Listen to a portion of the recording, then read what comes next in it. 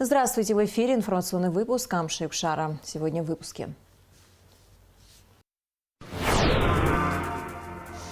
От работы перерабатывающих заводов на километры распространяется неприятный рыбий запах. Вновь возвращаемся к этой теме, чтобы убедиться, нет ли экологических угроз. Наивысшую награду Гран-при суперфинала и первое место в финале международного фестиваля Тургенев Фест завоевала хореографическая студия Яйрума.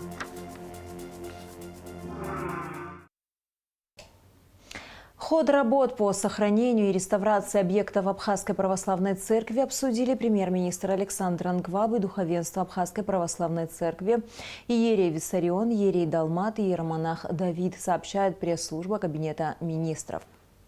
Премьер-министр рассказал, что практически завершено сооружение новой кровли Моковского кафедрального собора. Ведется подготовка к замене кровли уникального памятника православного зодчества Бедийского храма, серьезно пострадавшего во время военных действий от обстрелов грузинской артиллерии. Глава правительства заверил представителей АПЦ в том, что государство будет использовать все возможности для сохранения духовно-материального наследия народа. В скором времени, добавил Александр Ангваб, по согласованию с АПЦ и Государственным управлением охраны историко-культурного наследия планируется восстановительные работы и на других культовых сооружениях христианского зодчества. Иерей Виссарион от имени духовенства выразил благодарность президенту Аслану Бжани и премьер-министру за особое внимание к сохранению историко-культурного наследия и в целом к нуждам Абхазской православной церкви.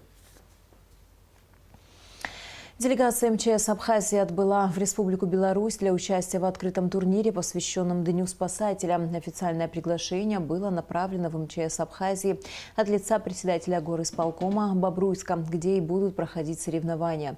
Делегацию МЧС Абхазии возглавляет первый заместитель главы спасательного ведомства Тигран Делибалтян. Один из классиков современной абхазской литературы, народный поэт Абхазии, переводчик, литературный критик, кавалер ордена Ахтапша первой степени Мушни Ласурия 16 января отмечает свое 86-летие. Стихи Мушни Ласурия начал писать еще будучи школьником, но впервые в печати его произведения появились в 1955 году. Первый сборник его стихотворений вышел в 1963 году. Мушни Ласурия возглавляет отдел литературы Абхазского института гуманитарных исследований, руководит ассоциацией писателей, а также продолжает свою творческую деятельность. Мушни Ласурия еще и талантливый переводчик. В списке его переводов роман в стихах Александра Пушкина, Евгений Онегин, поэмы Михаила Лермонтова, Новый Завет и множество стихотворений зарубежных классиков. Кроме того, он является составителем двухтомника антологии абхазской поэзии. В 2010 году президент России Дмитрий Медведев наградил Мушни Ласурия медалью Пушкина за перевод Евгения Онегина. Поэт награжден и другими орденами и медалями. Море волнуется, рыболовные сейнеры не выходят из бухты. Пустуют морские просторы на абхазской акватории, где с декабря активно начался лов хамсы. Рыбная путина приносит значительный доход в республиканский бюджет. 30% от общей суммы за пользование биоресурсами составило порядка 15 миллионов рублей. Однако есть одно некомфортное обстоятельство. От работы перерабатывающих заводов на километры распространяется неприятный рыбный запах. В наших выпусках мы не единожды говорили о данной проблеме и вновь возвращаемся к этой теме, чтобы убедиться, нет ли экологических угроз. Репортаж Асиды Малия. Рыбий жир в цистернах самый свежий. Сухумский рыбкомбинат оснащен современными агрегатами, которые позволяют проводить процесс переработки качественно. И потому специалисты завода уверенно заявляют о высоком качестве и жира, и рыбной муки, которые скоро отправятся на экспорт. Не менее важно и то, что в процессе переработки не образуются отходы, но рыбный запах окутывает всю прибрежную часть столицы и не дает надышаться свежим воздухом. Логично предположить, что неприятный запах образуется из-за всевозможных нарушений условий работы заводов. А душевое пшё подзы абрахи и нас юштахырги юштахамги хучика фи алот а норма койрук фё дирейх фильтр кота глоба бра вы мызгызны рыджот и рыбсахот и вот жогоб и псахо вы постоянно вы чобание на производство на англо бра и талан и рыбсахот и джана.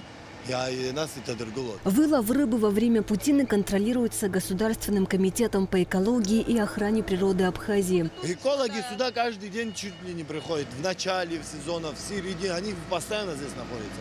Они постоянно все заводы обходят контроль. Люди, если экологам не верят, кому... Эколог был дня 4-5 назад здесь был. Они постоянно ходят. Что они проверяют? Все. Министр сельского хозяйства Беслан Джопуа лично держит на контроле процессы, связанные с путиной, и охотно дает пояснения на любые вопросы обеспокоенных граждан. Вместе с экологической службой и специалистами из СКБ вот за эти длинные каникулы, что были вот новогодние праздники, после того, как в соцсетях появились недовольство населения или в Гаграх, или вот в акватории Сухума, были проверены на факт соответствия экологическим нормам. Заводы практически работали, не нарушая этих правил, и рыболовецкие суда.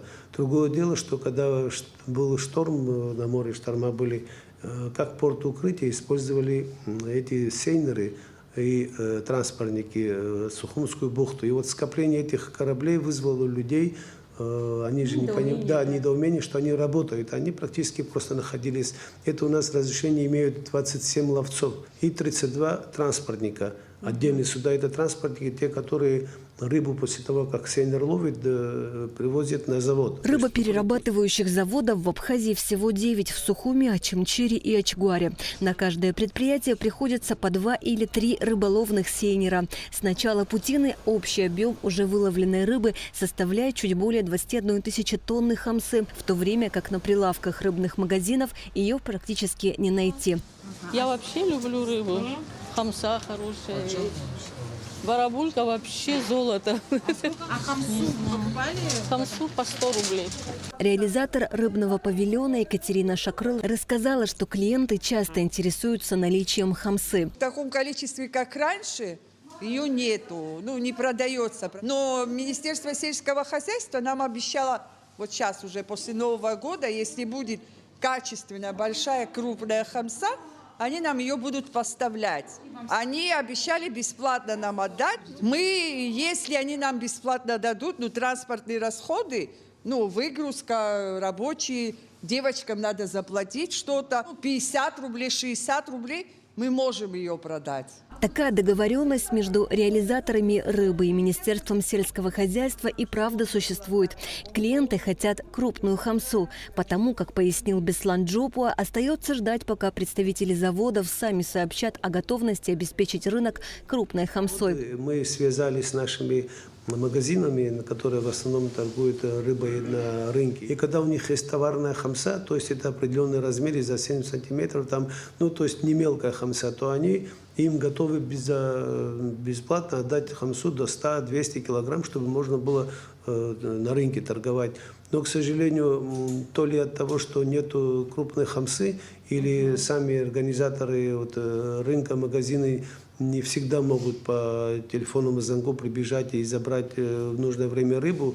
И несколько лиц как раз смогли бесплатно произвести. В основном они покупают у тех, кто посредников, у тех, кто ловит береговые наши бригады на небольших лодках. Дней 5-6 уже путина опять приостановилась, ее практически хамса пропала, она где-то, видимо, есть ямы, где они находятся. А пока ловля рыбы приостановлена, соответственно, заводы сейчас тоже стоят, и потому жителям Маяка и в целом на прибрежье Сухума стало приятнее дышать. Экологи ни о каких нарушениях не сообщают, более того, говорят о соблюдении всех норм. Многие заводы были переделаны за счет тех же заводов, владельцев заводов, которые переделаны, и небольшие затраты они понесли для того, чтобы переделать фильтра тем нормам, которым соответствует. Это просто пары, которые выходят из заводов. Это не выброс, никаких выбросов испорченной рыбы. 2 завода, расположенных в районе Маяка, напоминают о себе каждый год на протяжении 3 месяцев, которые для местных жителей и в самом деле становятся пыткой. Действующие заводы запущены на базе тех, что работали еще в советские годы. Говорят, что проблема со зловонием была и тогда. Однако возникает вопрос, по какой причине подобные предприятия находятся в населенной черте. Но это тема уже для другого репортажа. Асида Маля, Тимур Гугохи, Абхазское телевидение. Более 10 тысяч единиц незадекларированной табачной продукции изъяли сотрудники ГТК Абхазии в Сухумском порту. В ходе досмотра рыболовецкого судна «Хапулу Осман» в морском пункте пропуска таможенного поста Сухум сотрудники ГТК обнаружили 526 незадекларированных пачек сигарет. Табачная продукция была изъята, возбуждено дело об административном правонарушении. С 7 февраля по 25 марта Удмуртский государственный университет будет проводить международную онлайн-олимпиаду «Инжениум» по направлениям география, экология, биология, экологические биотехнологии, математика и компьютерные науки, физика и новые материалы, беспилотные технические системы и робототехника. Принять участие в олимпиаде могут заинтересованные в научной деятельности студенты и выпускники университетов любой страны мира, которые не являются гражданами России. Победители будут бесплатно учиться в магистратуре любого вуза России. Заявки принимаются по 6 февраля включительно. По всем вопросам можно обращаться на указанную почту. Наивысшую награду Гран-при суперфинала проекта «Лидеры России» первое место в финале международного фестиваля «Тургенев Фест» завоевала хореографическая студия Яйрума государственного ансамбля «Шаратын». Фестивали проходили в Москве 13 и 14 января. В фестивалях принимало участие более 100 коллективов из разных регионов России.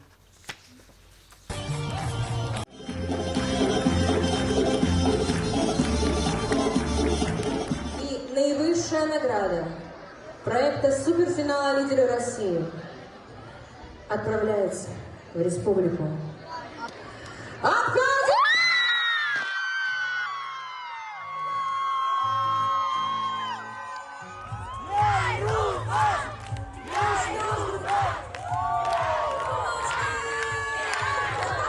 Это правда, не было предела эмоций наших детей. Я даже с ними прыгала там от счастья, потому что настолько это был серьезный конкурс. Он входит в 10 лучших конкурсов России. Я считаю, что наши дети правда заслужили, и они взяли такое почетное место. Мы счастливы и думаем, что мы дальше также будем держать флаг абхазский на высоте, выше всех. С 1 декабря закрыт проезд в Ауатхару. Снежный покров там сейчас примерно 1 метр 80 сантиметров. Об этом Апснопресс сообщил директор Рицинского реликтового национального парка Адамур Багателия. В Ауатхаре и сейчас идет снег. Проезд закрыт из-за возможности схода лавин, сказал Багателия. На озере Рица снежный покров достигает 25-30 сантиметров. Дорога чистая. Любой транспорт может подняться, но только на зимней резине. И в завершении выпуска о погоде. По сообщению Гидрометцентра, в среду 17 января на территории Абхазии ожидается облачная погода с прояснениями, временами дождь, в горах снег. Температура воздуха ночью 2,7, днем 5-10 градусов, температура морской воды 11-12 градусов.